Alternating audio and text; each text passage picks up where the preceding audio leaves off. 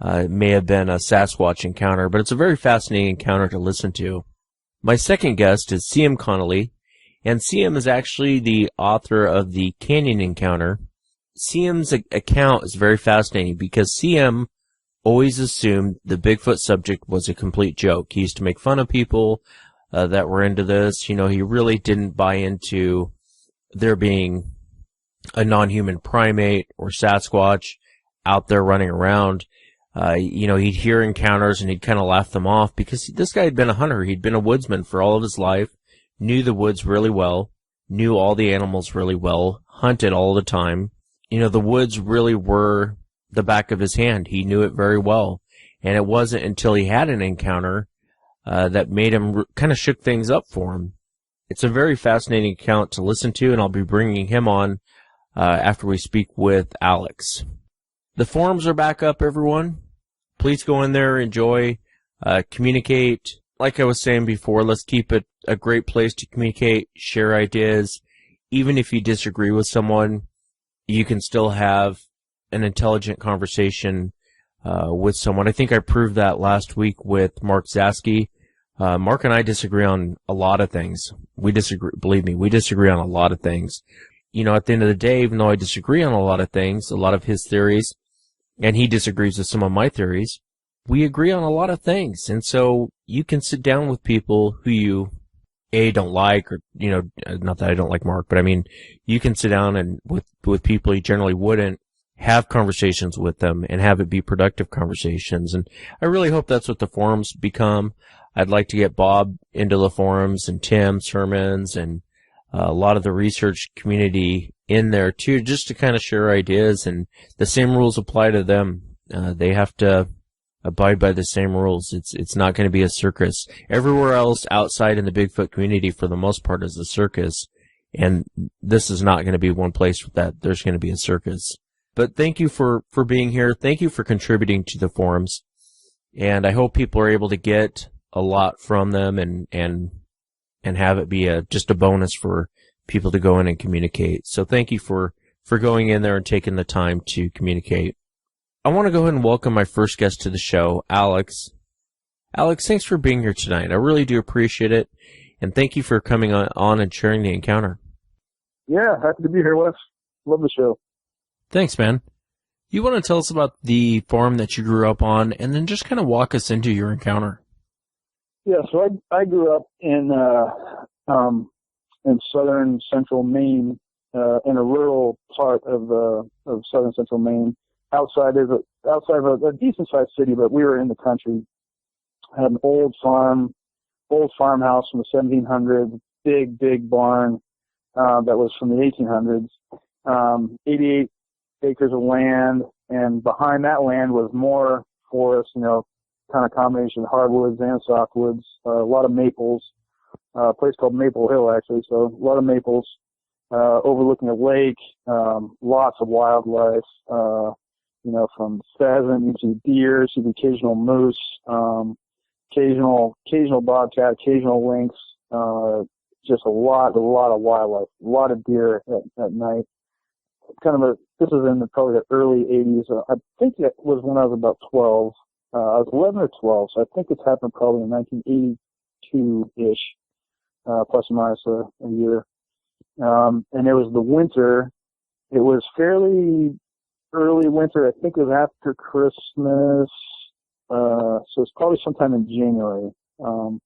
I had no prior knowledge of the subject really, other than, you know, I had seen the Patterson film, you know, but again, I thought this was like maybe one or two things that was out in the Northwest. You know, I've seen, you know, friggin' $6 Million Man, that kind of thing. And I was telling you about this movie, the 1977 movie called Sasquatch, which is pretty hilarious if you find it on YouTube. Anyway, it's actually kind of interesting. But so that was the only prior knowledge I had. The house, you know, being that old, there were a couple more kind of supernatural-ish things that happened there, but nothing too crazy. It was just an old house, and you knew probably it had some history, and good history though, nothing evil, you know. But there was something maybe still there, kind of more in the spirit realm. Not to get too crazy on me, but anyway. So, No, I actually believe in all that. I really do. I think that stuff goes on. I think I think people hear me say that Sasquatch isn't supernatural, so they assume I don't believe in aliens or assume I don't buy into the supernatural, but I absolutely believe it and know it goes on. Yeah, and it's funny, I don't want to get too far off the topic, but it was a beautiful place to grow up. I mean, we had apple trees, fields, and I always kind of said, hey, if I died here, I wouldn't want to leave either. I don't want to hang out because it was kind of an idyllic place as a child. Anyway, I was kind of an only child. My sisters had moved out of the house by that point. My mom had passed away when I was kind of young, so it was just my dad and I, and he was a doctor, and he worked in town. So when I was younger, we had a lot of animals. We had horses and shorthorn cows, quarter horses, goats, chickens, cats. And then as I got older, we pretty much at that point only had 2 horses. We had 2 quarter horses. So my job as a kid was, I'd clean their stalls, I'd clean them in the morning and prep them at night, and I'd bring them in from the fields at night, water and feed them, put them to bed. So, it was about 5:30, and of course, being in Maine, the sun goes down in the middle of the winter. The sun's going down about 4:30, 5-ish. So by 5:30, 6 o'clock, it's dark. No moon out, but there was some snow. Not a lot of snow, but enough. There was snow and ice. There was no fresh snow, but there was hard-packed ice, a few inches of snow, and I had, it was my time to go feed the horses. Dad was coming home from work soon, so I was going to go bring them in before it got too cold. So I got my flashlight and my trusty Rothman 766 BB gun, and I had it pumped up to 10, and, double loaded with two squash sling BBs. Yeah. Anyway, so again, I had Bigfoot wasn't really on my mind at all, even as a possibility. So I walked up our driveway. Our driveway and the house were separated by probably about 100 feet. And the driveway ran perpendicular to the mouth of the barn, the opening of the barn doors, which was massive. I mean, it was a 3-loft barn, peg and beam. It was probably from the floor to the ceiling, I don't know, 35, 40 feet. It was a big, big barn. It went way back. So I was walking up the driveway, had the flashlight, no street lights at all. Nearest neighbor was probably quarter mile away, if that, woods surrounding everything. One very dim driveway light way behind me. So it was on the back side of a tree. It wasn't even facing me. I had the flashlight, had my BB gun. I got about halfway up the driveway. I'd say at that point I was probably about between 45 and 60 feet from the barn.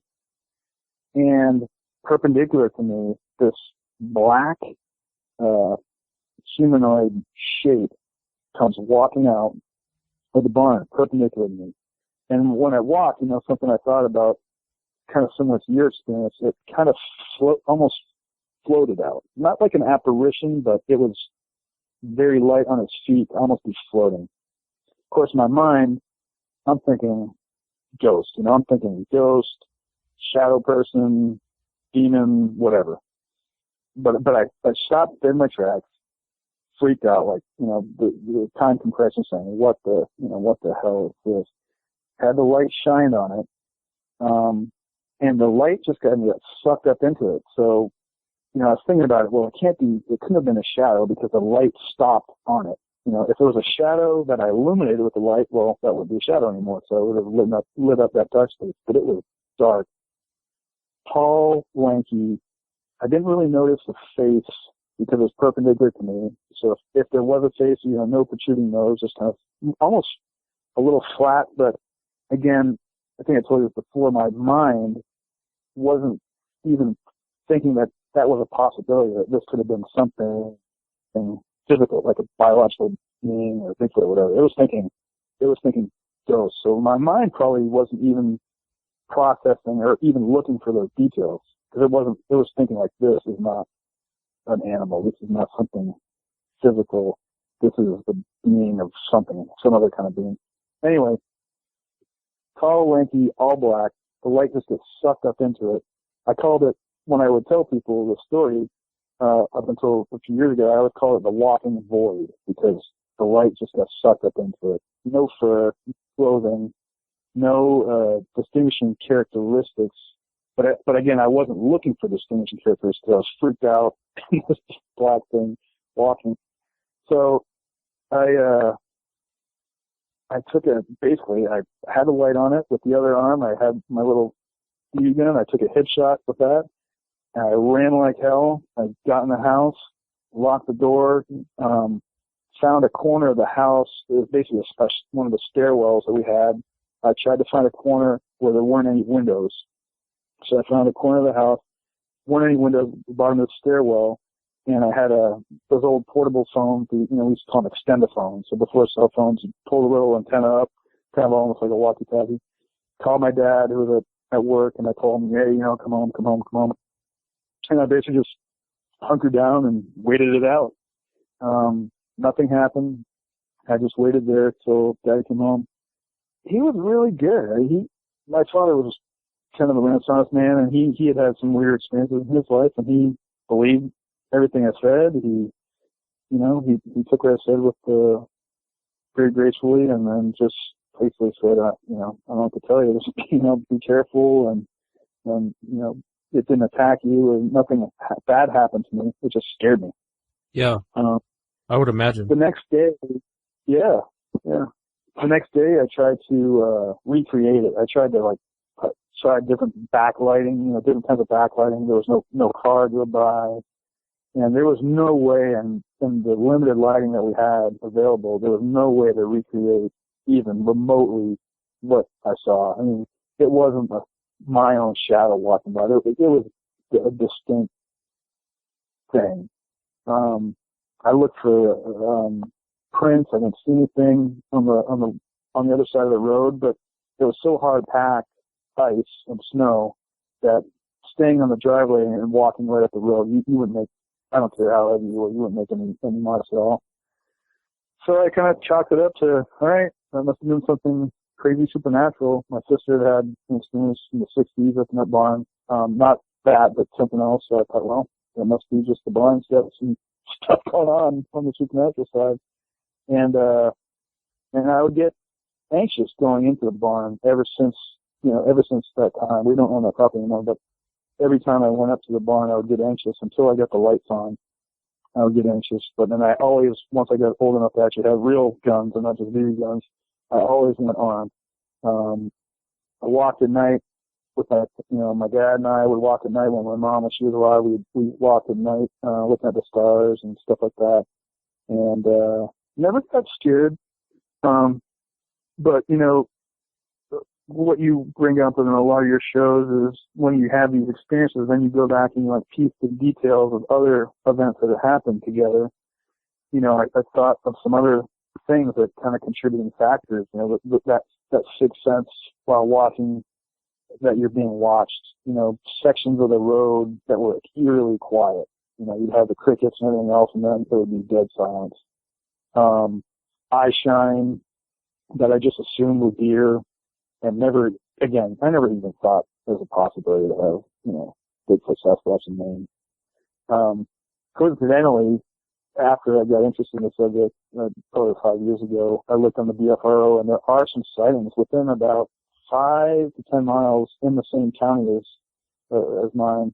And it talks about, again, they're not described as the big bulky kind. They're talking more lanky, but the ones that are described are more shaggy. They talk like a tall, lanky, but shaggy figure. And then there are some, there's a lot of French-Canadian heritage in that area. They call the loup-garou, which is basically like werewolf, or wolfman. So there are those myths, but that wasn't something, it was something that you kind of heard about, but you didn't know anybody. At what point did you stop and go, hey, this might be a Sasquatch and not something paranormal? It was pretty recent, actually. There were a couple other events that had happened. I spent a lot of time in the woods alone, snowshoeing, snowmobiling, dirt bikes, just walking, with rifles and stuff. And, there were just a couple little other events that had happened, and about, I'm in the military, and I've been a career Air Force guy for a long time, since the 90s. I started, and I've always been very open-minded to kind of supernatural, UFOs, Bigfoot, and paranormal stuff, just because stuff has happened, and I've seen couple weird things that were pretty significant. And then I'd always pick other people's brains. I'm like, I can't be the only one. And so I started, chatting with people, and I found out, wow, there's about 6 other people that I know from different parts of the country that have had experiences. And I was thinking, so I got thinking back to that event and thinking, well, maybe that wasn't just something paranormal. Maybe it was something actually natural that my mind never even thought existed. So I didn't look for some of the details.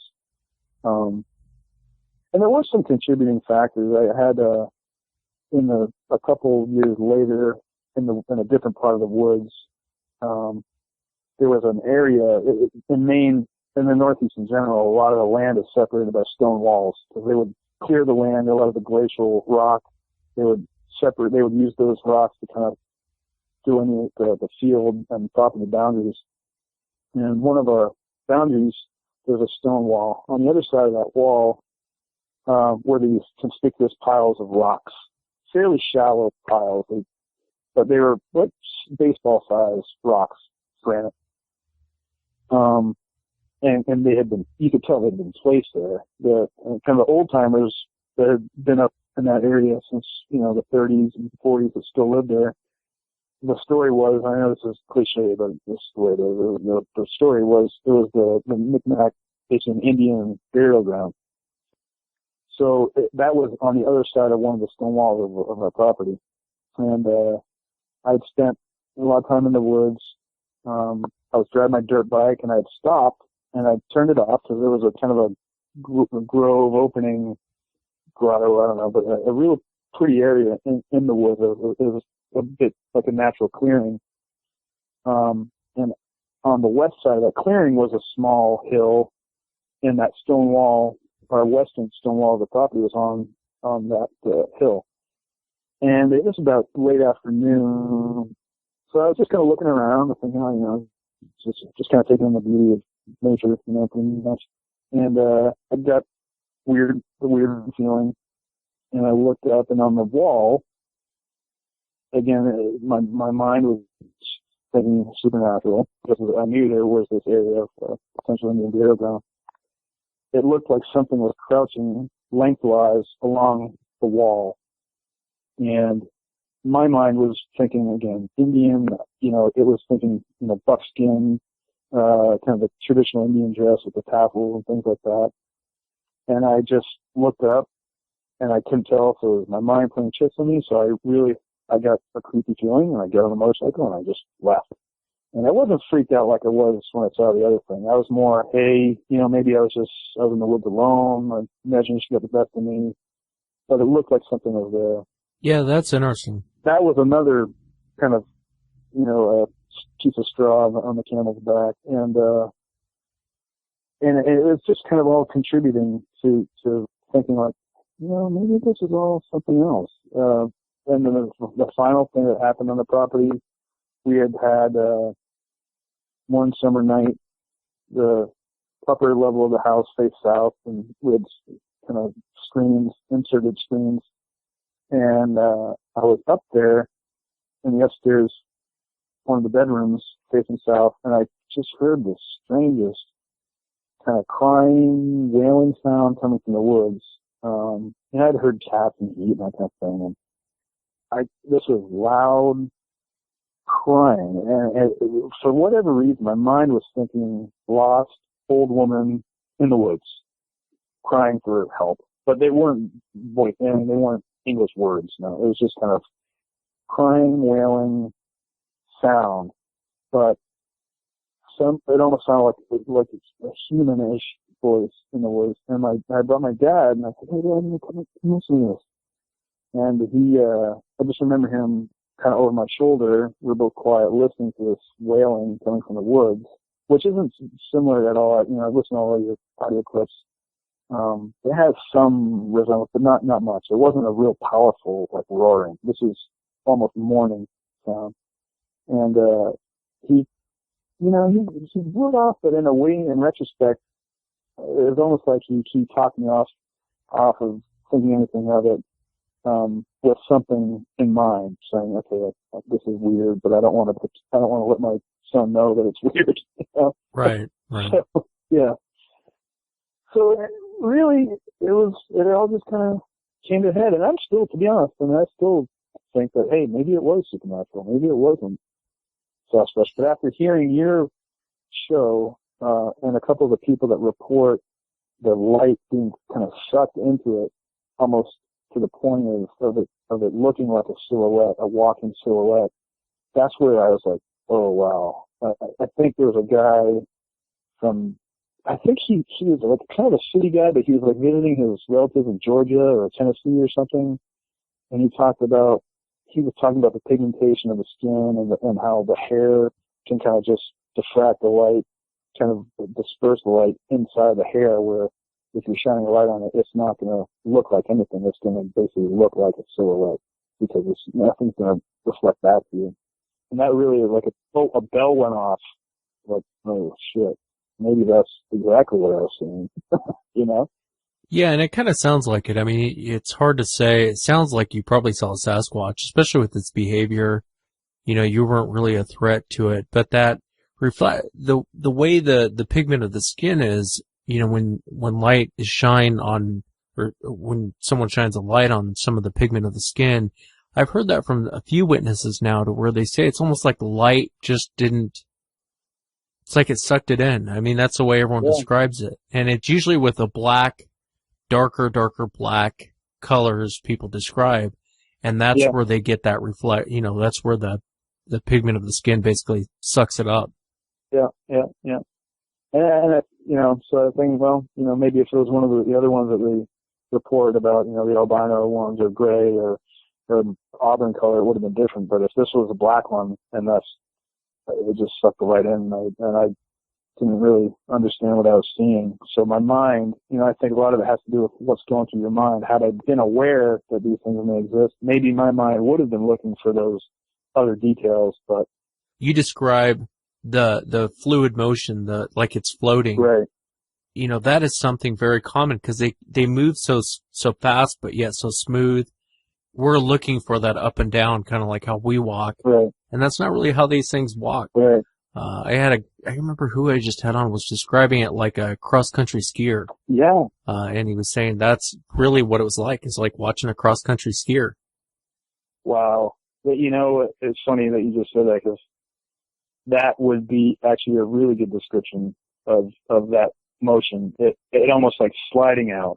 And I remember in your account, you talked about that as well. But not all of them, but some of them seem to almost not touch the ground. Because I think, we're just not used to seeing locomotion like that. So when we see it, again, our mind is in disbelief, and it's trying to think, well, I don't know. This is nothing that I've ever seen, so it must be floating. Yeah. I think it was Woody that used that term. He said that the gray one was almost like it just floated across the road. It was something so odd and so weird. Yep. And that's, it's funny that you say the paranormal thing, because for the longest time, Woody is he still isn't sure what to think about the whole thing. And he's kind of first to say, I remember right after that, he was like, it's paranormal. It's gotta be paranormal. I've never seen any animal move like that in my life. A lot of people describe the same type of motion, the way they move, the mechanics of how they move, their gait and everything else is just so different. I think when we see something upright and walking, we assume it's going to do it like we do it. Right. But that's not the case, Yeah. Yeah, I really wish, it's like be careful what you wish for. In retrospect, when I hear all these other accounts where people have all these details, one side of me thinks, I wish I saw those details, but then with all the kind of traumatic PTSD type issues that go along with it, be careful what you wish for. I'm like, well, maybe I'm pretty happy that this thing just kept right on trucking. I think about it. It was winter in Maine, which is pretty brutal. It was a nice warm barn. There's hay in there. There's some grain in a grain box. It's probably a pretty good place to hang out. Although I never noticed, I think I was aware of my surroundings enough to notice any kind of like nesting. But it's still a place to hang out and get out of the weather. The horses were never harmed, but there were a couple nights, again, kind of adding all these factors together, that I remember the horses like both staring at the tree line as I was trying to bring them in, and they were not moving. I brought them in eventually, but they were hesitant to move, and they were both fixed on the tree line staring. Or when I did bring them in, they were running in. I mean, not just like they could not get into that door fast enough. And sometimes they do because they're hungry and they want to go eat. And I'm tracking that. But there were a couple times where they came in and they were just barreling in, where it's almost like they were running from something, or they just couldn't get into safety enough. And again, at the time, I didn't think anything of it, but looking back, adding all these little factors together, not everything is Bigfoot. I get it. But I'm thinking, well, maybe there was something out there, and I was just very oblivious, or I was naive about it. Because in the Northeast, you just don't. There are some cases out there. Now that I listen to the kind of that crazy the case. It's not crazy like they are crazy, but the kind of the dogman group that surrounded the people up in northern Maine. I think that was it Palmyra or someplace. That's a pretty interesting. And there are some other events that have happened, but it's not anything you really hear about in the Northeast in general at all. Up in New York State, a lot you do, but New England, it's pretty rare. So any of my other Yankee friends out there, I encourage to call in, because I'm curious what else is going on. Yeah, no, absolutely. Yeah. And it does happen out there. It does happen out there more often. And it is kind of like how you described it. It's tall. It's kind of like what Mark and I were talking about last Sunday. That out in the Northeast, I really do get more of the tall, lengthy, lanky basketball player type size to it. Bigger, but that's kind of how people describe it out that way. And so it makes sense. There is a lot more that goes on out there than probably most people are willing to come forward and talk about. But I can't thank you enough for coming on and sharing. Yeah, no, it's really enjoy the show, and I think you give that great outlet for people. It's kind of an exponential effect, once people find out that, hey, I guess I'm not crazy, and something else is out there, and just encourage everybody to be aware and be careful too, So yeah, absolutely. I'm glad I didn't connect with the BB gun. I don't know if I would have pissed it off and used me in the house. That would have been a whole different story then. Yeah, 10 pumps hurts, man. I remember 10 pumps. I don't care 10 if pumps. you're good or not. 10 pumps hurt. Yeah. Yeah. Well, thanks again, Alex. I appreciate it, man. All right, Wes. Yeah, appreciate it. Well, I want to welcome Chris to the show. He's the author of The Canyon Encounter, The Adventures of a Crazy Self-Taught Woodsman, and it's available on Amazon, and it's under C.M. Connolly. Chris, welcome to the show. I really appreciate you being here. Oh, thank you for having me. How many years ago did your encounter take place? The story is based on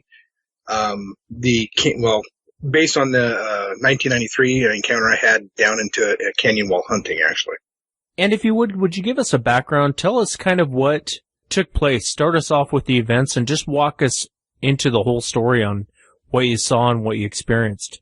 In the story, I actually start out when I was 17 up in that area, basically finding some footprints, talking to my dad and stuff about it, and he was kind of like, don't go up there.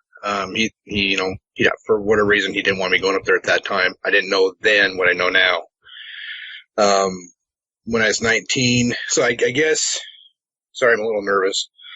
No, don't be nervous. So you found tracks before? Yeah. When I was 19 or 17 is when I first found tracks up in that area, and that was back in 85. So I'm kind of on a middle-aged guy here. The actual, the canyon encounter portion of it was actually 93. So this took place over probably 7 years, different, I would say adventures or different encounters up until it actually culminated in that canyon itself. So you started off, Yeah. you find these tracks, you go to your dad and you say, hey dad, I found tracks. Your dad does he tell you what he thinks it is, or? To be honest with you, when I saw the tracks, I thought they were human at first. You know, at the time, I guess I really didn't pay much mind to, you know, the legend of Bigfoot or Sasquatch or anything else.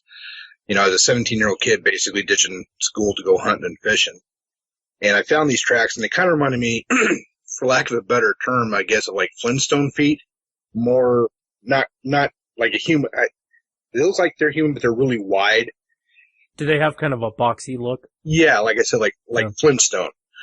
Right. And at first off, originally when I first saw them, they were in a dirt road, and I thought they were bear tracks. So I got out to investigate and looked and was like, well, crap, that's, you know, this person walking down the road. And at that time, I was like, who in their right mind would be out here barefoot? And so I followed him a while and seen him go through raspberry and brambles, blackberry brambles and stuff without, you know, trying to go around it, just walking straight through them. And I was like, okay, these people are nuts. I'm out of here. So I just told my dad I found someone's tracks up there, and they're walking through blackberries and stuff. And he's like, just stay away from there. So he didn't really explain why. He just didn't want me going up there. What kind of happened next? I made that my actual hunting spot for the next several years, hunting elk and deer. Yeah. It was a real good area. A lot of elk sign up there. And as your dad says, don't go, and you're like, this is my new hunting ground. Yeah, it's kind of like, I was like, oh yeah, Dad, no problem. I won't go up there anyway. I'll stay away from there. And of course, you know, yeah, it was young, dumb, and, you know, I didn't listen. And I spent the next, you know, several years actually hunting there.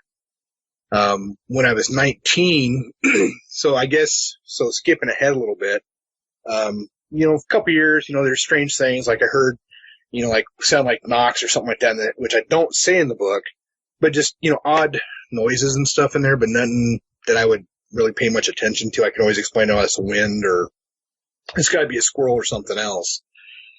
But when I was 19, still again in that same area, I had a job, and I'd work during the day. Then in towards the afternoon, I'd get off, you know, like 2:30 in the afternoon. I'd run like heck home and go up there and go hunting. I got followed several times by something in there that I never saw it. Can't say 100%. Yep, this is what it exactly was. But at first I thought, you know, okay, maybe it's a bear or something following me, trying to see if I got a, you know, gut pile or something someplace. And, it just didn't sound right. You know, there's a difference between four-legged critters walking through the timber and two-legged. It sounded more like a human following me than anything else. Just, you know, does that make sense? Yeah, no, that makes complete sense. You know, we hear it all the time from witnesses, I'm sure, as you're aware of now. Yeah. And so you've had you heard some vocalizations, you heard tree knocking, you felt like you're being walked out of the area. Why did you keep going back? Because again, I have to admit, I didn't believe in Bigfoot or Sasquatch. I kept thinking it's just my imagination. I could always explain it away. Oh, that's just, you know, like I said, a bird, or maybe I'm, you know, hearing the wind, or maybe my mind's playing tricks on me, you know. Didn't really believe. It's kind of like one of those things I had to see it or experience it to believe it. And I heard people tell tale about, oh yeah, I saw this big, you know, person walk through the woods, you know, hairy and all that stuff. And I'm like, yeah, they saw a bear and panicked is what they saw. So I was pretty skeptical and really dismissive, much to my chagrin now. You keep going back. Did things escalate, or what kind of happened next in the situation? I kept basically 19, kept getting followed. I actually got an elk that year. And my dad had to come up and get me, and he was not thrilled about me being in that area at that point. And that was probably the first time in that spot that I ever seen my father actually scared of anything. He worked for the sheriff's office for numerous years. I never seen the man scared once. And he was scared in that area, and I was like, it did bother me, but I didn't think of asking him, because like, you know, I didn't want to I don't know, irritate him any further because I was already in trouble for being in this spot where I wasn't supposed to be. But fast forward in 93, same area. Now at this point, I'm 21 years old. I have a wife.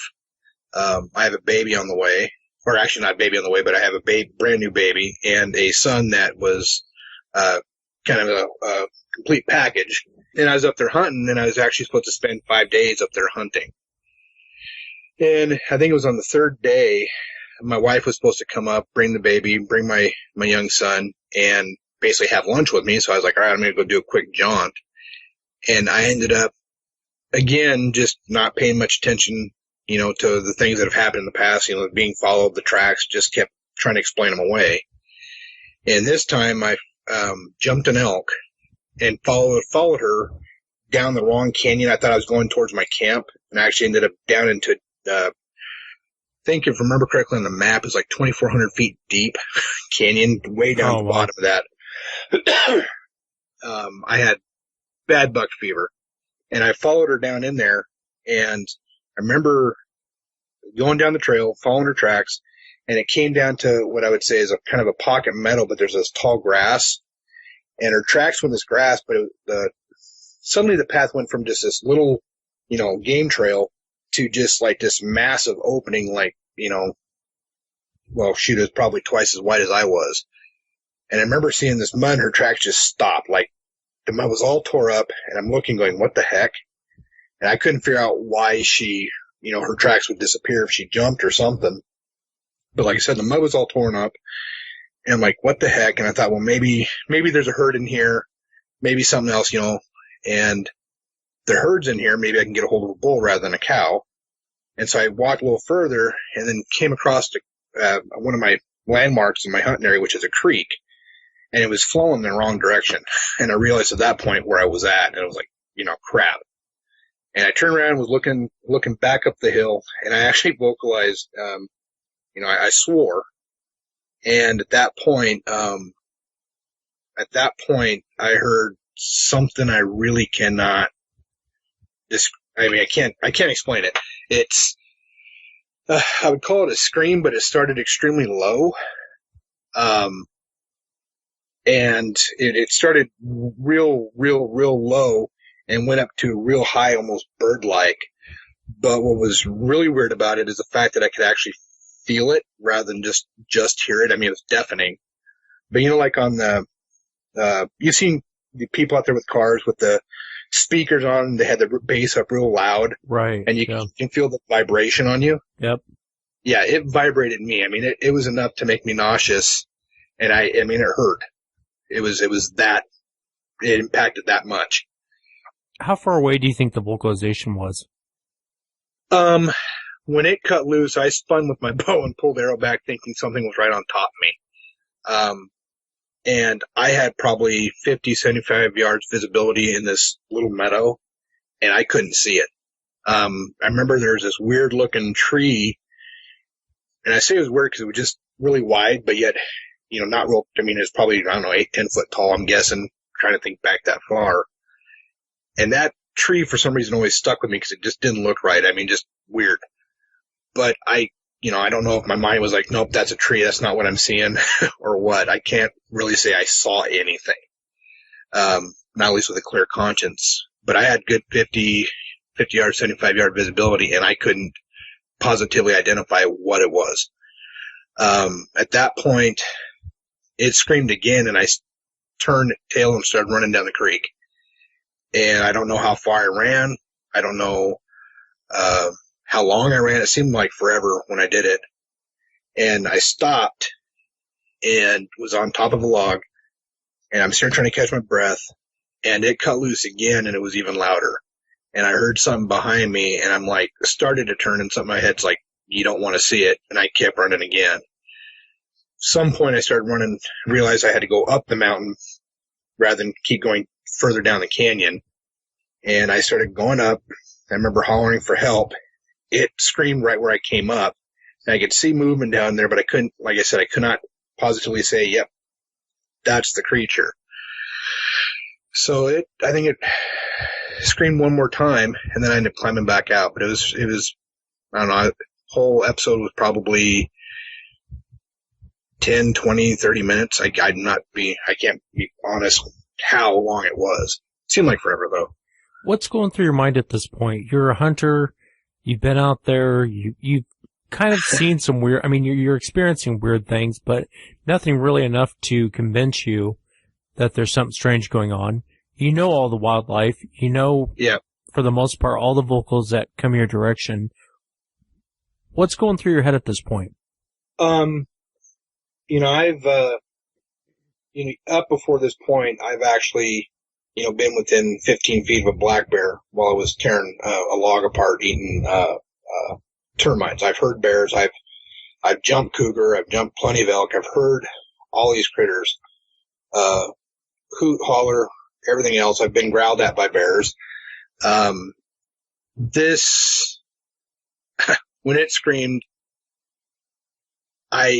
just sheer terror is what came through my mind. I still to this day cannot positively identify what that is. I've actually tried listening, listen to other recordings of what people have gotten from animals, and I cannot identify it as any animal that that's out there, that's quote unquote officially out there. I thought I was actually going to get killed is what I thought when it happened. Does that answer your question? Yeah, no, that definitely answers my question. So what happens next? You're getting screamed at. You made it up to the road. Obviously, they're following you. Yeah, I ended up finding a Forest Service worker. Just happened upon him. I was 3 miles from where I thought I was, 3 miles from my camp. And he drove me to my camp. My wife was waiting there. Kids, she had the lunch. I basically told her, pack it up, we're gone. And I was done hunting at that point. And what did your wife say? She looked at me. I was covered in sweat and just completely soaked from head to toe, mostly from sweat. And she just kind of looked at me. She's, "Are you okay?" And I was like, we're just leaving now." And she's like, "Okay." And it took me probably a month or two before I told her. And what did she say when you told her? She believed me, but she was like, "Are you sure it was anything else?" I'm like, "No, it wasn't anything else. I don't know. It wasn't a bear. I know what it wasn't, but I did not know for a fact what it was." That makes it's, yeah.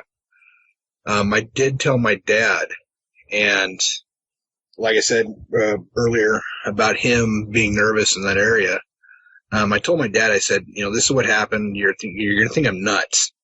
But up in that same damn area, whoops, sorry the language. No, you're fine. You're fine. Up in that area, I said, "You're not going to believe me." I said, "But this is what I heard." And I tried to describe it to him, told him what happened. He just sat there and looked at me, and he's like, "Sure it wasn't a squirrel?" And I was like, "No." And then he just got this kind of serious look on his face, and he's like, "I kept telling you to stay away from that area." And I was like, "Yeah, sorry, there's a lot of animals up there." Anyway, that's when he told me that he actually saw what, I guess a Sasquatch is what he was calling it. And I was like, "What?" And he was explaining to me that what he saw was like a orangutan, red hair and black skin. And he figured it's 10 to 15 feet somewhere in that area, tall.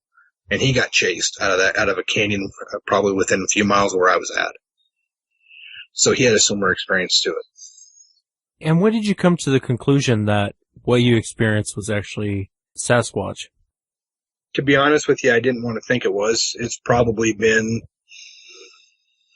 last few years I started kind of admitting to myself what it probably was. Because I don't want to, nobody wants to think that there's something out there they don't know about out in the woods where they're going all the time. I spend a lot of time in the woods, and up until a few years ago, I didn't want to think that there's a monster out there in the timber, being blunt. Yeah, no, I think you're right. I think most people, they don't really know how to deal with it. They don't really know. You're right. Most people want to be, what's the word I'm looking for? They want to be blissfully unaware that there's like anything out there, They want to pretend like there's that, oh, it's just these, pretty little deer, pretty little elk and stuff like that. There's nothing unusual, nothing scary, nothing that can, I guess, ruin their tranquility. There's something out there, yeah. How long did it take for you to go back? I haven't been back. I took Peter Burns. I called him up, and actually I called him up probably a couple months after the encounters, right after I talked to my dad. And he wanted to go up near there. And so this is, again, in 93. This is probably October, November 93. Probably November. It's dang near wintertime. And we went up there and told him what happened. And he wanted me to drive up there with him. So we got up. I showed him where my camp was at. We walked probably 200 yards. I stopped, and he's like, well, where is it? And I said, you keep going about a mile, 2 miles, due south. You'll crest the ridge, go down to the bottom of that, and you can't miss it. And he's like, well, could you show me? And I go, nope, this is as far as I go. And so as far as that ridge and everything, I have not been back. What made you write the book? Believe it or not, it was actually my aunt and my wife that kind of prompted me to write it. Like I said, I've been out in the timber, out in the woods for probably since I was, well, as far back as I can remember, since I could probably even walk, or before then, with my dad doing stuff. And what happened is we'd go out camping at various places, and it started out with my children hearing me talk to my wife about it a couple different times, because it still took me a while to be comfortable with the idea. So I'm guessing probably in the last 10 years, 12 years maybe, I started telling the story to other relatives. And it was usually out camping, and they were like, oh, these are great stories. I'm like, well, no, these aren't stories. These really happened. I'm just telling you what happened. And so they were like, oh, you got to write all this stuff down. Other people will be interested. I'm like, yeah, I don't see why they would be. And finally, my aunt, my wife said, you really need to put this, write this down, put it out there. And so I kind of, to be honest with you, I just wrote it for them, figuring that maybe they might, download it and make them kind of happy. I wasn't really, to be honest with you, anticipating anybody else reading it. So it's sort of kind of just a fluke, I guess. Do you think the creatures were after you that day, or do you think that they were intentionally pushing you out? I honestly think they're just pushing me out, because they had me if they wanted me. There's no way I could have outran. I mean, I don't know if it's more than one, but it was keeping up with me without a problem. And it was, just from the vocalization, it was obviously bigger than me. Yeah, I think they're pushing me out. I don't think that they intended harm, actually, looking back at it. At the time, I thought they were trying to kill me, but, looking back, no, they had me anytime they wanted me. Are you into this topic now? Are you really researching this topic? Are you spending time in this topic, or are you just kind of? I'm actually researching a bit. I'm actually going out and actually starting to look now, because, for lack of an explanation, because it's really got my curiosity now. I kind of want to know what the heck it is. People call it, Bigfoot. Well, what is that exactly? So yeah, I'm actually researching it now. I'm actually, going out and looking around. Like I say, I keep poking around in the woods. I really appreciate you sharing your encounter. It's one of those things to where, hunters everyone says cops are the best ones that I have on my show, but I tend to disagree. I really think it's the hunters, because you're in those situations. You know what you're hearing.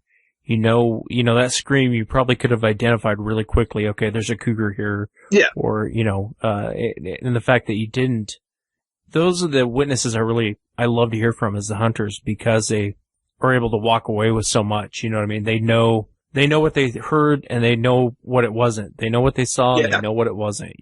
Yeah, like I said, I can tell you what it wasn't. What it was, that remains to be seen, I guess. I will tell you this, though, is that when like I said, I was trying to, I was going online, trying to, listen to other animal sounds, going, maybe there's something I hadn't heard before, like, let's say maybe a vocalization a bear made or something that I hadn't heard before, that I could have been mistaken, And, the closest thing that I found to it was, an actual vocalization of a gorilla.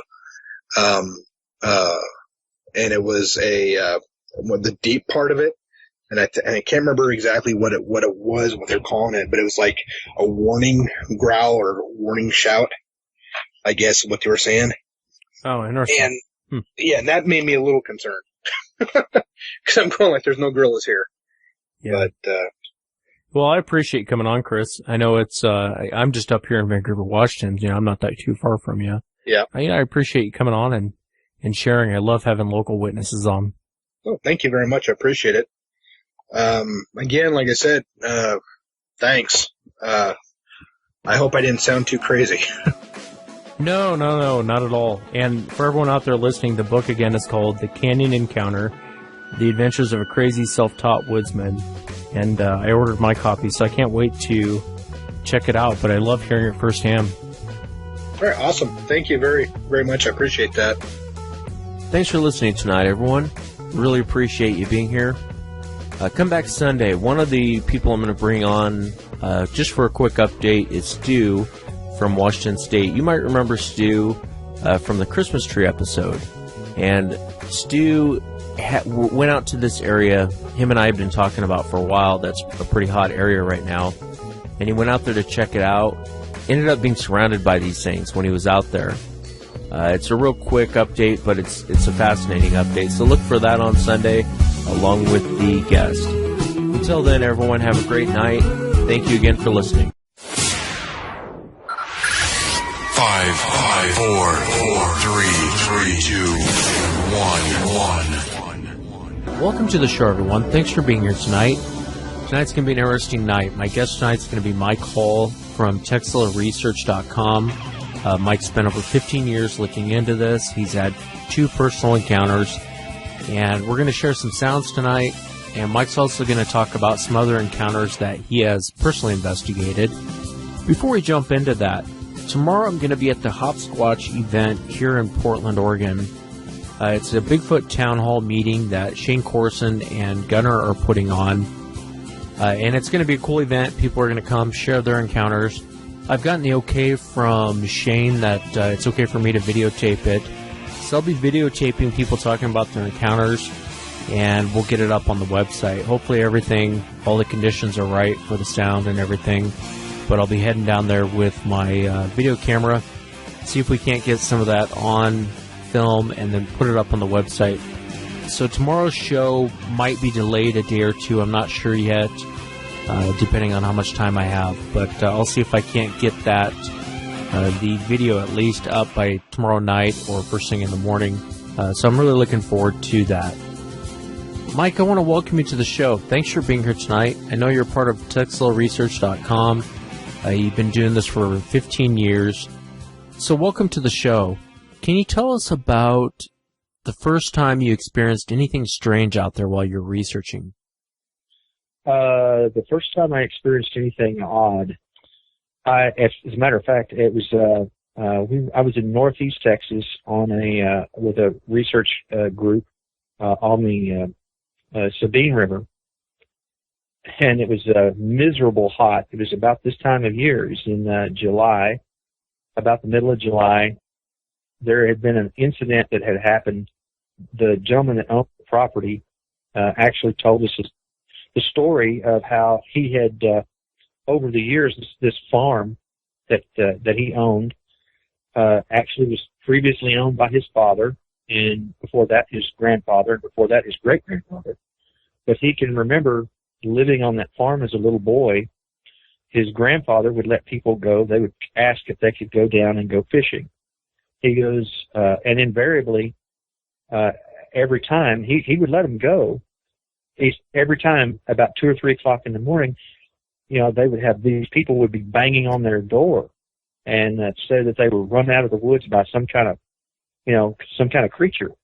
Had recently had an incident with one of his field hands on a tractor who was cutting hay in a back portion right next to the wood line, and looked up, and what this gentleman described as a upright ape, about 7 foot tall, was standing behind a tree at the edge of the tree line, and to him, it looked like this thing was going to try to reach out and grab him off the tractor. So he just jumped off the tractor and ran all the way up to the house.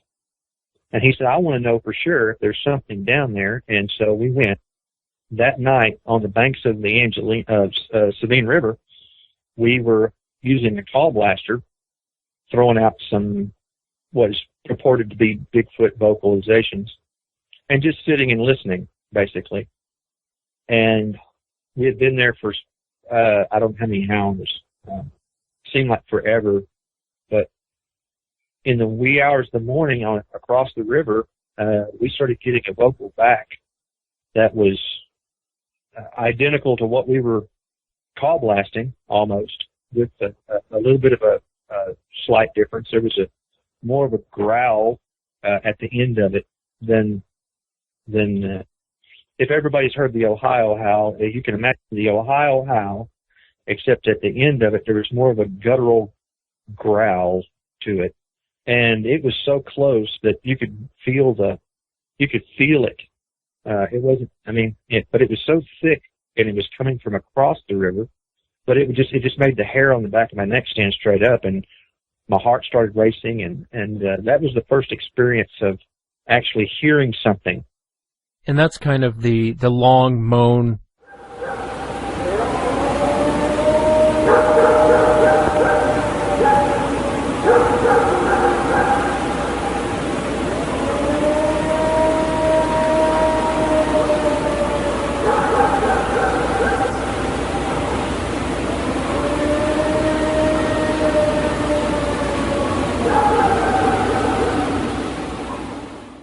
Yeah, except at the end of it, there was more of I would say more of a, kind of a raspy growl as it tapered off. But it was doing that back at us, and it did it 4 or 5 times, and then it stopped, and we sat there for I don't know, a couple of hours, and never heard another thing. So. We packed up and went back to where we were camped, and that was my first experience of having something odd that we couldn't explain in the field. Did it worry you? Were you scared at all hearing that? At first I was kind of like, what is this thing is interpreting us as a threat? Is it going to come over here and what's going to happen? But once you feel like there's safety in numbers, and there was quite a few of us camped on this man's property. We were just in that where we were at doing the call blasting and stuff. There was 3 of us there, and then there was people that were scattered up and down the river. So when we all converged back at base camp where we were all at, you kind of felt a little bit more at ease, but I think all of us were kind of on edge after hearing that. But the weekend, that's the only thing that, vocal-wise or anything else that it produced. The owner of the property that you're on, now he's seen them. What did he tell you he thought it was? Well, now that's the thing, that the property owner himself had never seen anything. But he'd had his interpretation was that it was a Bigfoot, because he said over the years, now he told the story that, like I said, when he was a little boy, and then all through his lifetime, his father would let people go down and camp out and fish, and the same thing, invariably every time it would happen. These people would come and be banging on the door at 2 or 3 o'clock in the morning, and they would refuse to go back down there to even get their camping gear or their fishing equipment. They would just leave everything.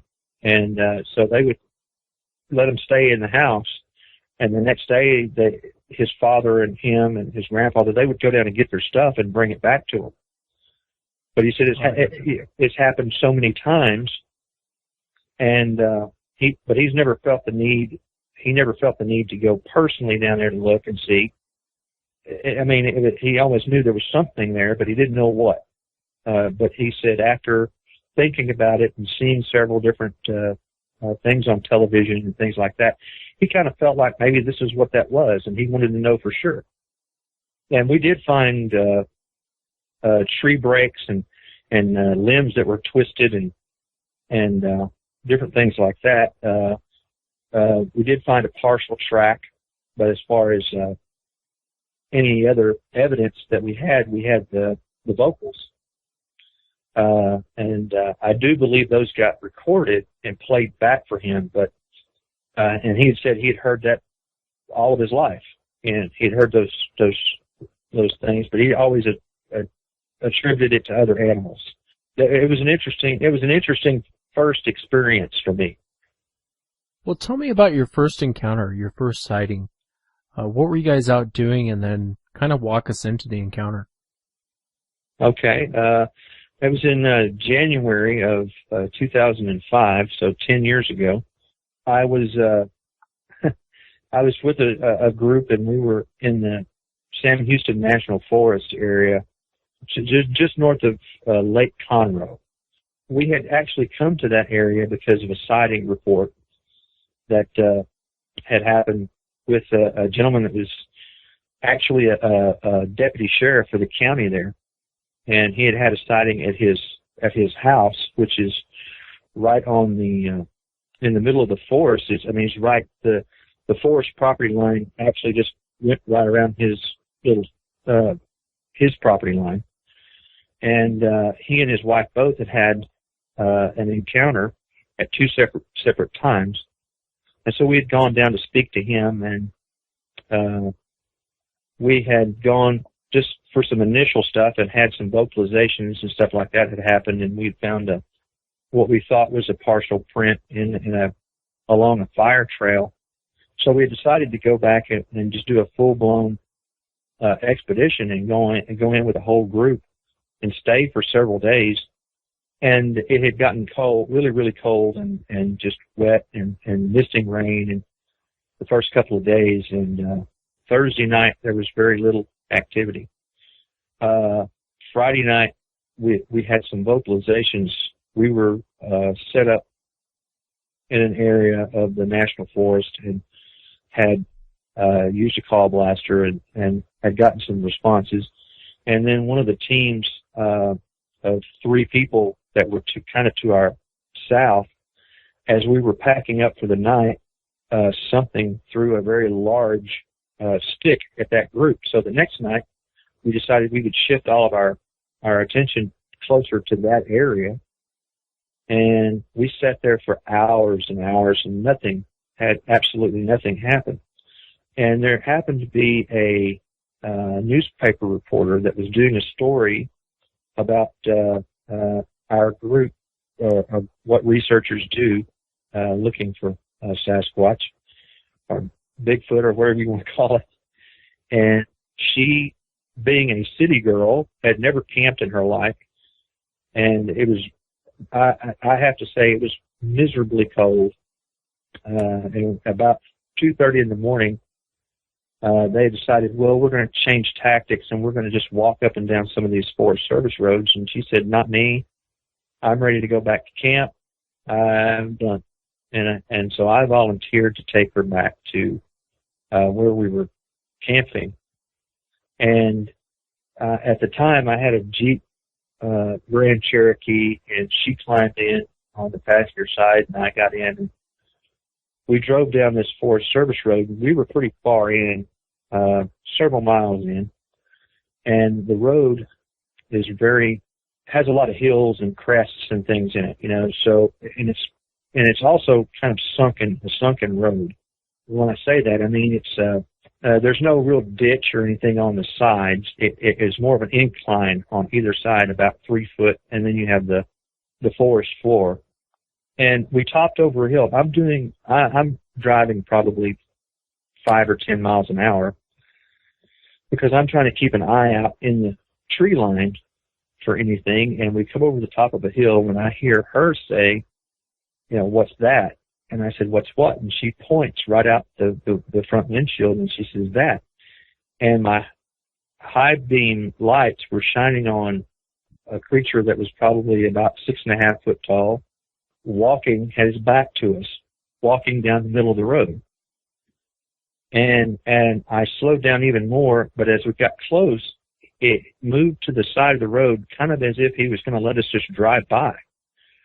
But as I got even closer, he turned and stepped up this just one step, just turned and stepped up this 3-foot, 4-foot incline and went into the trees. And I come to a complete stop and jump out then I'm thinking there's going to be tracks, all over the road. And, unfortunately for me, this was a hard rock, shale type road. So it was like concrete. There was no discernible tracks or even scuff marks that I could see.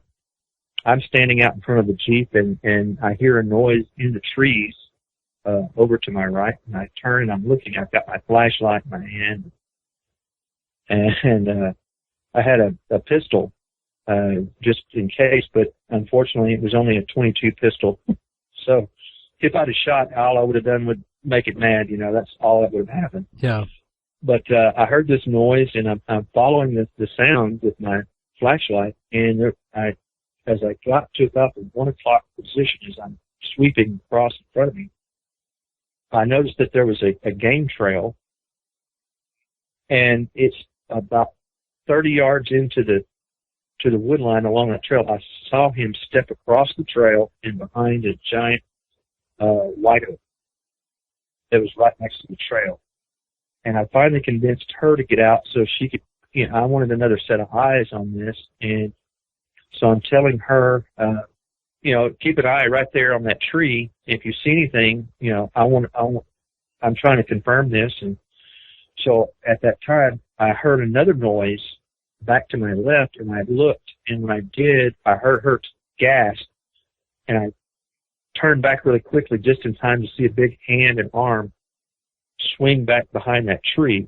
And we stood there for, it seemed like hours, but it was really just a few minutes, and we didn't hear anything and didn't see anything else. So we got in the Jeep and we sat there, and I'm trying to decide what to do, and she takes over as a reporter and just kind of says, here, I'm going to just write down everything that just happened. And we're writing everything down, and then we go ahead and drive back to the camp and, of course, tell everybody that when they got back, and the next day we went back to that spot and was actually able to see where something very large had moved up that incline and gone through, and we could see not so much tracks, but we could make out where the pine straw had been disturbed, and we could follow those back down, which actually emptied into a creek. We couldn't follow any deeper from there. It just got too thick. But that was my first encounter here. Let me ask you, so you guys are driving along this road, and you have it lit up with your lights, and you're looking at it. How was the creature proportioned? I mean, what was your impression when you rolled up on it, when you saw it? Can you kind of describe what you saw? Yeah, it was, like I said, I would venture to guess only about 6.5 foot tall. So not monstrous or out of human proportions, but still very large. What got me was the width of the shoulders. It was very wide at the shoulders, and the arms seemed disproportionately longer than a human's. And it was the stride that it had was very fluid. One thing I can kind of equate it to is how a person looks when they're doing cross-country skiing. That very fluid, not any bounce to the step or anything. It's very fluid. I would say a dark brown or black. I do remember that the hair itself kind of had a sheen to it. There seemed to be a kind of shiny, almost quality to the hair, but the hair on the arms was a little bit longer than I would say the rest of them. Like I said, now this is 10 years ago, but I can still remember the hair on the back of the arms and the elbow area dangling as its arms swang back and forth. Very large, the neck shoulder area It almost seemed like there was none. That was just, the head was just sitting on the shoulders, and it never turned and looked at us. So I didn't get I didn't get a look at the face or anything like that. And it just seemed like it was very thick, almost boxy. It just had a powerful look to it. Just the legs were fairly thick, and like I said, when it turned and took that one step right up into these, I mean, that's anybody else that would take a couple of steps. You'd have to step halfway up and then step up again. This thing took one step and was up into the trees. But did it worry you guys at all, getting out of the Jeep? Did it ever hit you for one moment that you're out of the Jeep now? You guys are both standing in there.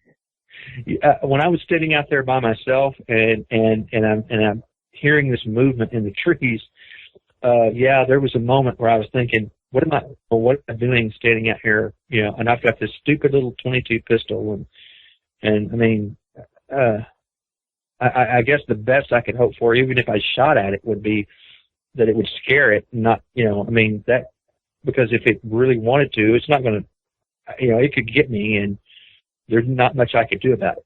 Yeah. That thought did cross my mind. And, but I was so excited. My adrenaline was I was so just, up until that point, I had always dreamt and thought about it, but never imagined it happening.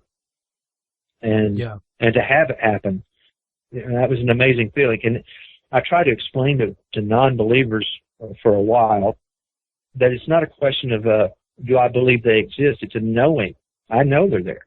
I've seen one. I don't have to, and for a long time, I would run into people that were like, oh, well, it was probably, and I'm like, you have these arguments and everything, and I've gotten to the point where it's, if someone is a skeptic and they don't want to believe it, I just leave it alone, because you're never going to convince them until they see it for themselves, and I'm just wasting my breath. So, but for a long time, I would try to convince people. I'm like, unless you were in that situation and you were standing there and realized how far away from any type of houses or any kind of town or anything like that, how far we were back in there, it doesn't make sense. And nobody knew what we were doing out there. I mean, so it wouldn't make sense for us to be somebody out in the middle of the forest wearing a gorilla suit that wanted to pull a prank on somebody, at 2:30 in the morning. Even though you're looking for this thing, even though you've been researching this, even though you've been taking people's accounts, was there that moment in your head when you saw it that you thought, holy crap, this thing is real? Oh, yeah. You step across a line that all those years leading up to that point, it's been kind of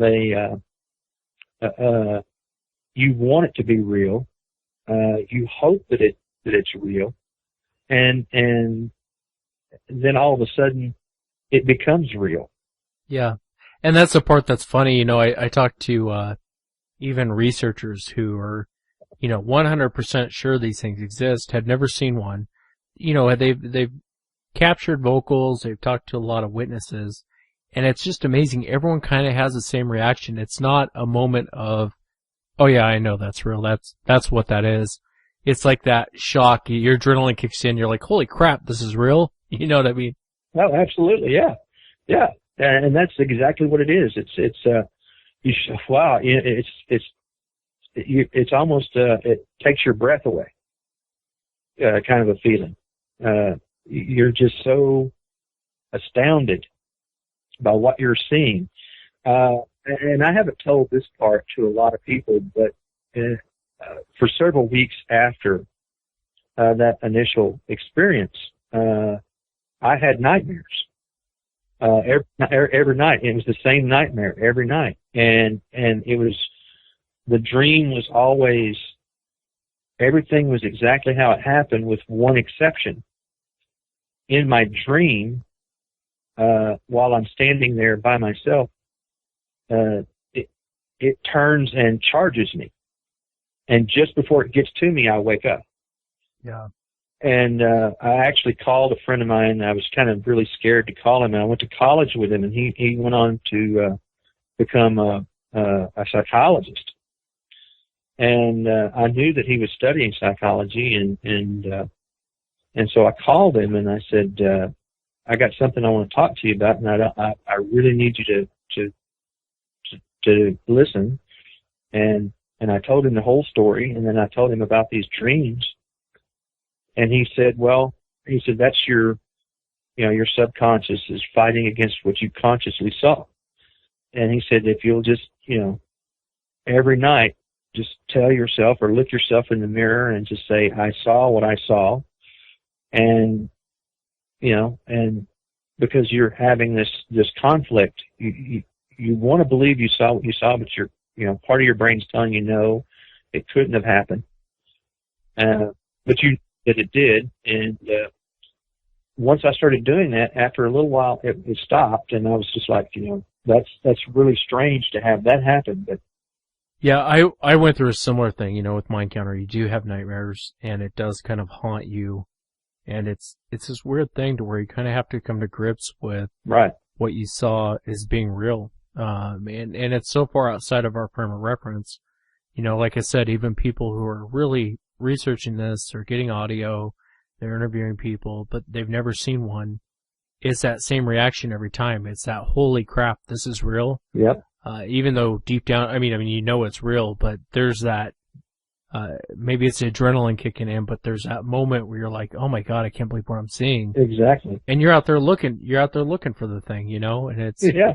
I think it's pretty common, psychology that we go through. You had a second encounter, didn't you? Yeah. In 2011, another researcher and I we just decided we would go over to an area along the Trinity River, not far from where we live. And at that time, I lived on the eastern side of the river, about 12 miles, and he lived about 12 miles on the western side. And we decided we would meet in the middle there at this location on the river. And we followed this. There's a wildlife management area, and these roads that are in the WMA go way back into this area. There's no houses or homes or people. And I had talked about a lot of sightings and talked to some people who'd had sightings in that area. And so we had been going over there for a while, and we had heard some things, and we sat there for several hours, and my wife had called and said, hey, if you guys don't know this, there's a really bad storm coming right towards you guys. You need to get out of there. So he was in his car and I was in mine, and we drove out. And when we got to the entrance, he turned right and I turned left, and there was no traffic on the road, coming towards me or behind me. And I had pulled out of this entrance and I'm going toward the river. And at that point, the river's pretty wide, so there's a pretty good sized bridge that you get across, and the highway department has all the trees really cut back maybe 50 yards from the edge of the road all the way through this area. As I'm driving along, I noticed there's something dark standing just before you get to the bridge, and I at first I was thinking, wow, they didn't cut that tree back. And as I got a little closer, that tree started to walk. About 7.5 foot tall, and he crossed both shoulders of the road and both lanes of the road in about 3 steps in front of the vehicle, and went down the other side, and I was like, wow, there's no place for me to stop. I was doing about 65 miles an hour, so I actually went all the way across the bridge, turned around, came back, and pulled off on that side of the road, and had my lights shining down into the trees to see if I could see anything. And of course, it was already gone. But I immediately called one of the other Texla members, Bruce Dinsford, and got him on the phone. And I said, "You're not going to believe this. I just had a sighting. This thing just crossed right in front of me." It was kind of a mystery. I kept trying to figure out why would he cross in front of me? There was no cars behind me and no cars coming toward me. If he'd have stood still, I probably wouldn't have paid any attention and just kept driving. And he could have just crossed, after I had gone by. That bothered me. And it was my stepdaughter at the time. She kind of was like, "Well, I know why he did it." And I said, "Okay." And she said, "There was a bad storm coming, right?" And I said, "Yeah." She goes, "He didn't care that you were coming down the road. He was trying to get to high ground. He didn't care that you were driving down the road. He was trying to get to wherever safety was going to be." Because it did turn out that those storms that came through that night were very bad, and there was a lot of tree damage and a lot of just, it was just bad. And there was a lot of lightning and things like that. So that was my second sighting. Very quick, didn't, like I said, he took 3 steps and he was all the way across this highway, because it's a 2-lane highway. And it has pretty wide shoulder on either side, and he crossed all of that in like 3 steps, and he was moving at a pretty good pace. But when I first saw him, I thought, wow, I didn't realize there was a tree that close to the edge of the road. I thought they had cut all those trees back.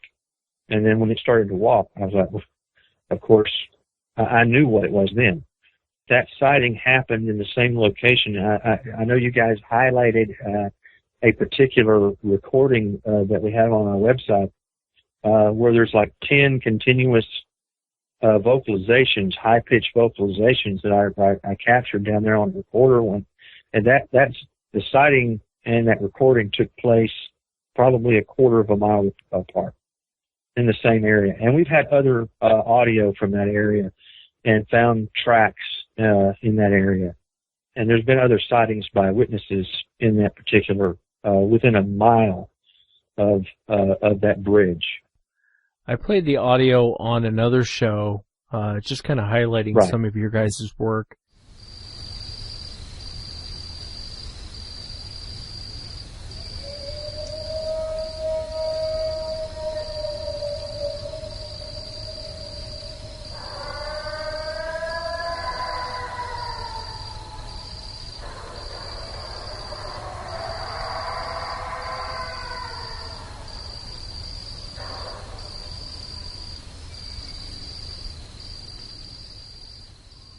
Do you want to tell us about that piece of audio? I was actually realized I was at home, and I realized I was going to have to drive right through there the next day.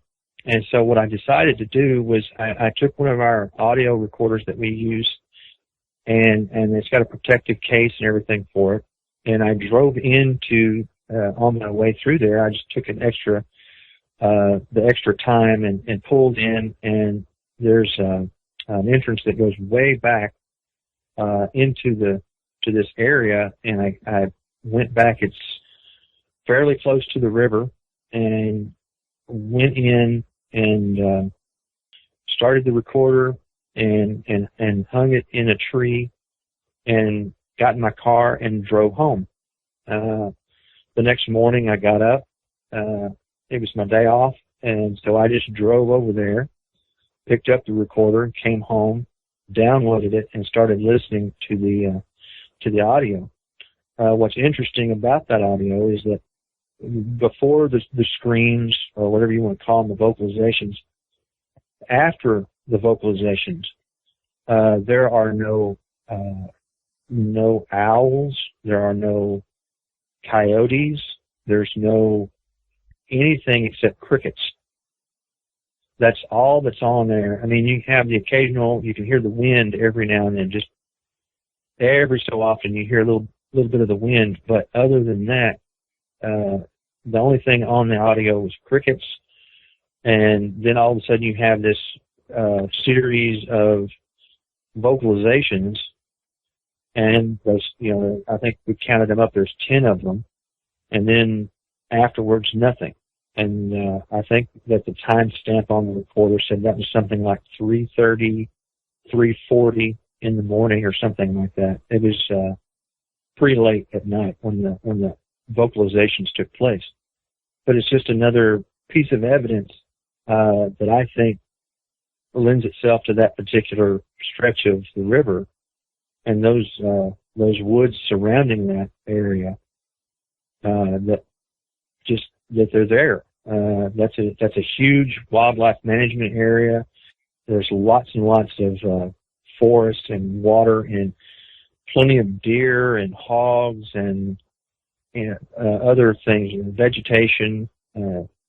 Something that large could easily hide there and have plenty of sources of food and water. Yeah, and to hear those vocals, if you go to texelaresearch.com, you guys have some of the best audio up, I think. I think you guys do a great job capturing the audio. Have you ever researched or have you ever been called out and investigated an encounter that was an aggressive encounter?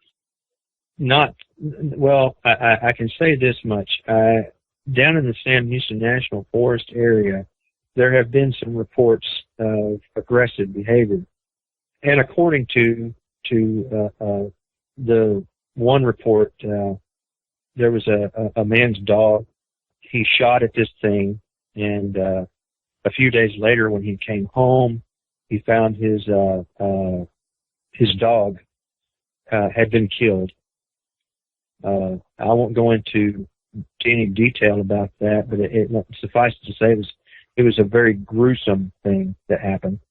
That's probably the only one I can think of off the top of my head that's been, I would say, an aggressive nature type.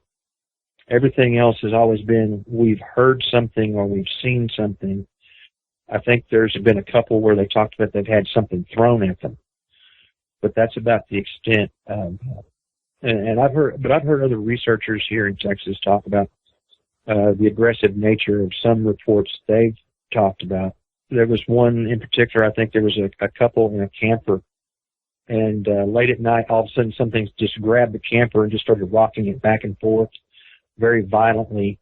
When the gentleman got up and actually turned on the light, it stopped, and he went out and looked around, didn't see anything, and as soon as he got back inside, something started banging the side of the trailer. There's another gentleman that told a story about when he was a young boy. This was in Arkansas, that he was at his grandfather's house. Him and his brother and sister and his mother and his father and grandfather had left. His grandfather was a constable, and his father would go out with him on patrol, and it left his mother and him and his brother and sister there.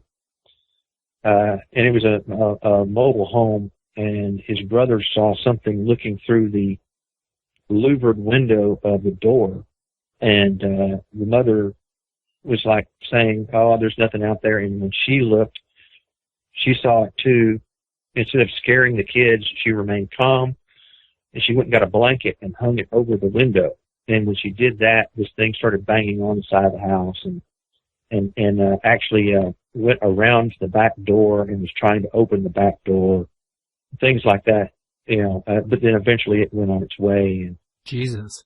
Yeah, and the funny thing of it was, he thought about it, and I actually talked to his mother, and she said the scary thing that was about that was that the back door was not locked.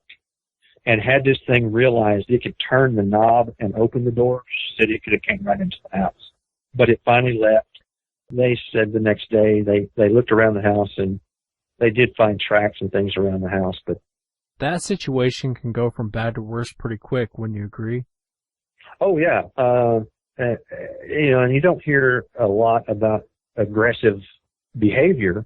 I'd say that's a very small portion of most people's sightings. But it's something like that. I mean, she was there alone with two kids and three kids, and that could have gone horribly wrong had it figured out how to actually open that door. And I think back to the stories from the First Nations peoples and the several Native American tribes talk about, these things kidnapping women and children, and you have to wonder, was this thing interested in doing that? Yeah, it does make you wonder. I talked to a Choctaw elder out there in Oklahoma, and he flat out told me, he said they eat people. He told me, he said, it's been in their culture for the longest time. Cause I did a show on Joshua LaFleur County, the man behind it. And there's an old story about them going out and killing the Sasquatch, and basically there was a bunch of women and children that came up missing. Right. And when him and I talked, he said, I think these things eat people. I hate to say it, but I think they eat people. And it makes you wonder. I mean, it's looking through the window, put up a blanket, pisses it off, it comes around, and then starts trying to get in. Why is it trying to get in? You know what I mean? Right. I can't imagine for entertainment. Yeah, and I don't know this for a fact. I know that there's some stories out of the Sam Houston National Forest area here in Texas, and I have actually been to one of these locations, and there was a video I think that people can find on YouTube called the Torn Up Camp. Right, with Bob Garrett. Yeah. Bob Garrett, and we actually went to that location. Our group went to that location with Bob Garrett, and actually while we were there standing at that very location, half of us were standing there by the road, and half of the other group went down beyond where this camp was, a little bit to the south along the edge of the lake, and we heard a large commotion. And they were talking about it, and all of a sudden heard them yelling. And when they came they said there was a bluff charge. Something very large actually came at them through the trees at that location. And and we started looking into a lot of different things down there, and there's people missing out of that area. There's a couple of stories that make you wonder. It's fairly makes you concerned, and why these people are missing and there's no trace of them. Were they taken? I can't answer to that, and I don't know about all the things. I know what I saw in the video, and I know what I stood there and talked with Bob Garrett about this. And he was still pretty shaken by it.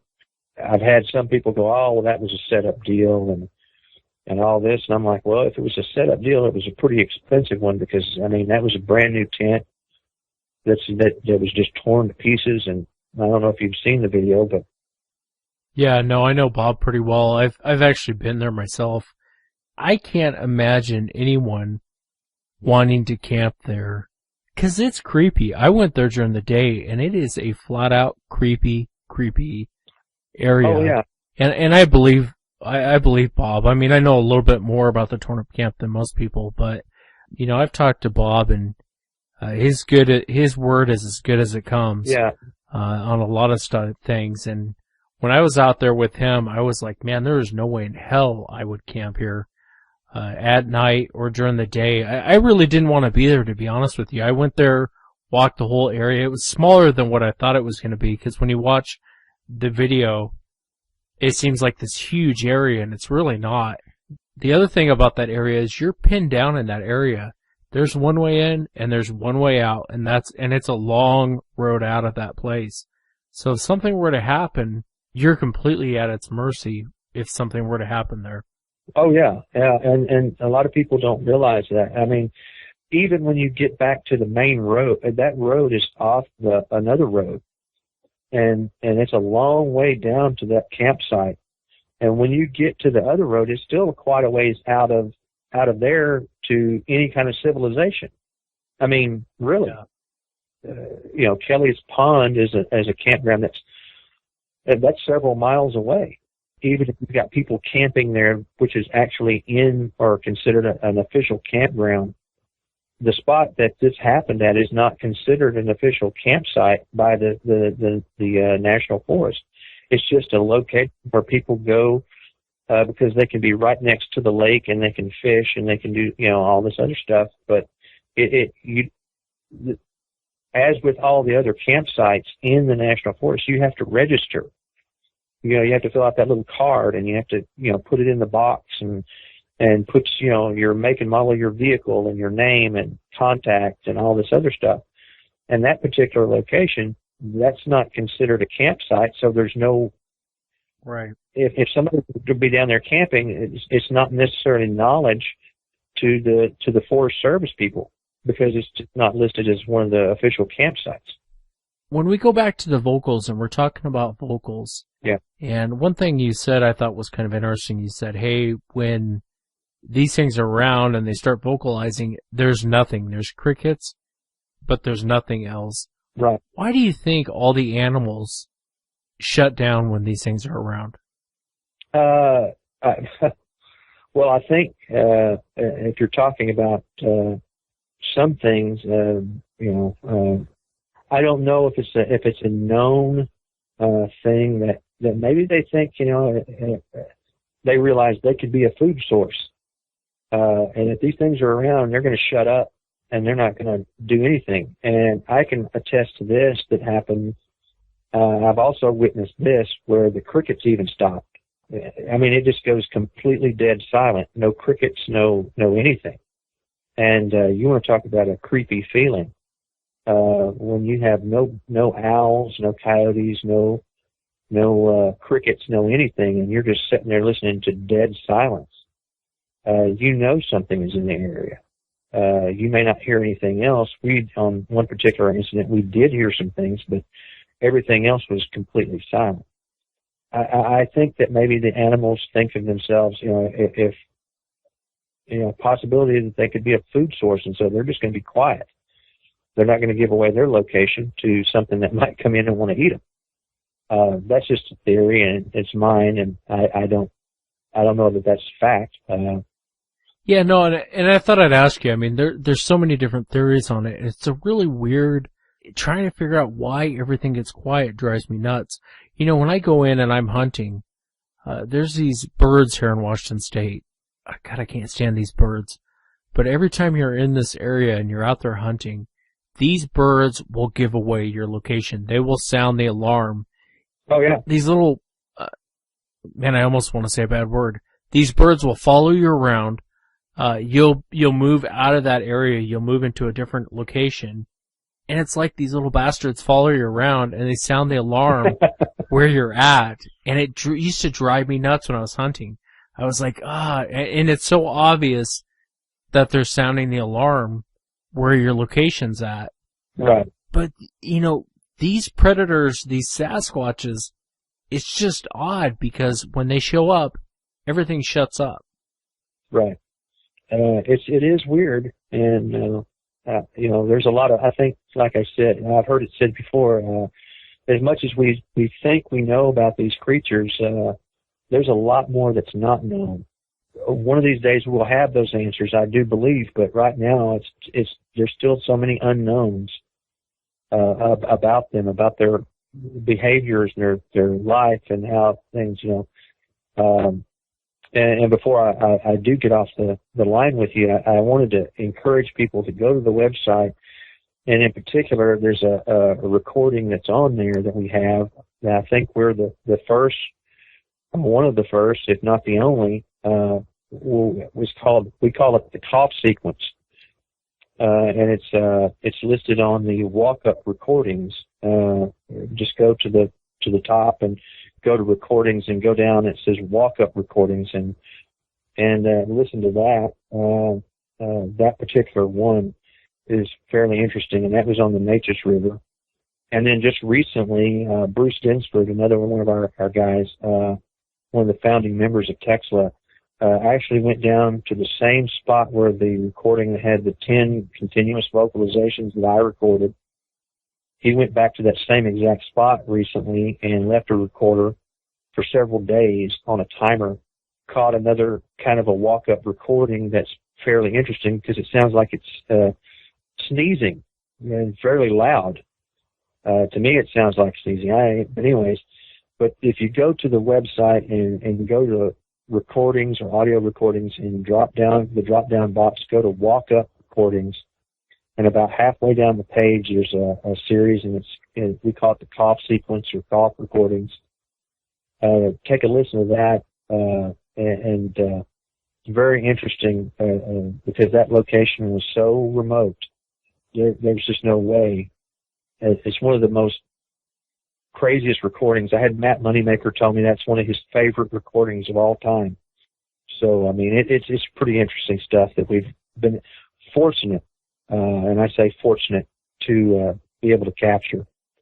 I wish we could just get clear video or photograph, but we're going to keep plugging away and see what happens.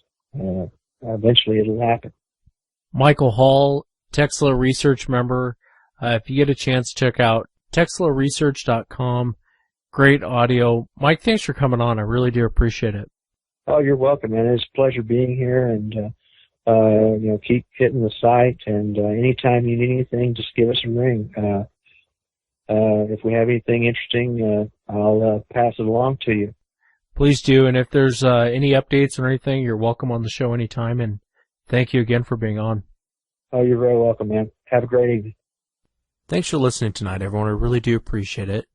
And if you're in the Portland area, come on down to the Lucky Lab. I posted the information up on the blog for the Bigfoot Town Hall meeting. I will be there tomorrow.